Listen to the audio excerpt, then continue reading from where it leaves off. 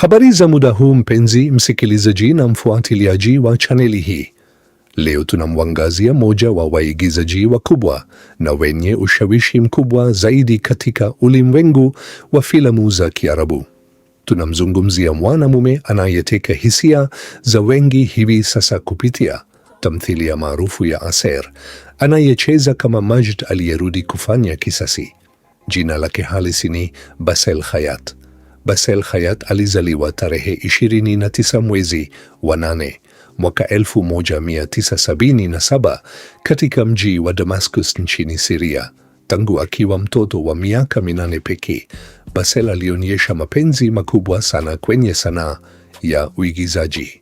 Alianza kuigiza kwenye michezo mbalimbali ya kuigiza ya watoto na ukumbi wa sanaa. Ili kukuza kipaji chake, alijiunga na chuo cha sanaa cha Higher Institute of Dramatic Arts nchini Syria, ambapo alisomea uigizaji kwa umakini mkubwa na kufuzu vyema. Safari yake ya uigizaji wa kitaalamu ilianza mwanzoni mwa miaka ya 2000. Alianza kupata umaarufu kupitia tamthilia mbalimbali za Syria kabla ya kuwa star wa kimataifa katika nchi za Kiarabu na Afrika Mashariki. Baadhi ya kazi zake kubwa zaidi zinazotambulika ni pamoja na orodha ya kazi za Basel Khayat ni ndefu sana. Mbali na Aser, anajulikana pia kwa kufanya vizuri kwenye tamthilia kama Qaid Majhul, Tarika Kiwana Nadine Njaim, Orkidea, Al-Katiba 101 na Al-Arab.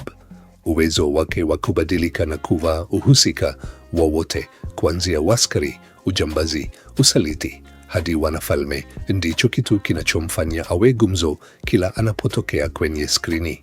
Kuhusu maisha yake ya binafsi, Basel Khayat ni mume na baba wa familia. Amemwoa mwanamke mrembo anayeitwa Nahid Zaidan. Wawili hawa wanafanikiwa kuwa na watoto wawili, mtoto wa kiume anayeitwa Shams na mtoto wa kike anayeitwa Isabelle. Basel anajulikana kuwa mtu anayependa sana kuweka maisha ya familia yake mbali na skandali za mitandao nje ya kamera na uigizaji. Basel ni mpenzi mkubwa wa mazoezi ya viungo au gym, jambo linalomfanya awe na muonekano wa kimazoezi unaowavutia mashabiki wengi. Pia anapenda sana usafiri, mitindo ya mavazi ya kiwango cha juu na kusoma vitabu vya falsafa vinavyomsaidia kuingia kwenye hisia za wahusika mbalimbali anaoigiza.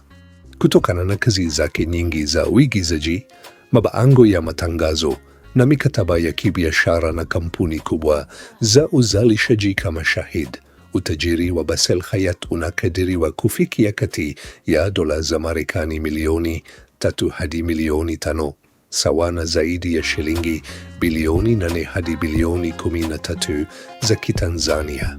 Huyo ndiye Basel Khayat, mwanamume aliyebeba mchezo wa Aser na kuuteka ulimwengu wa tamthilia. Unadhani ni kipengele gani unakipenda zaidi kutoka kwake? Tuache maoni yako hapo chini na usisahau kulike na kusubscribe kwa ajili ya maudhui mengine matamu kama haya. Asante kwa kusikiliza.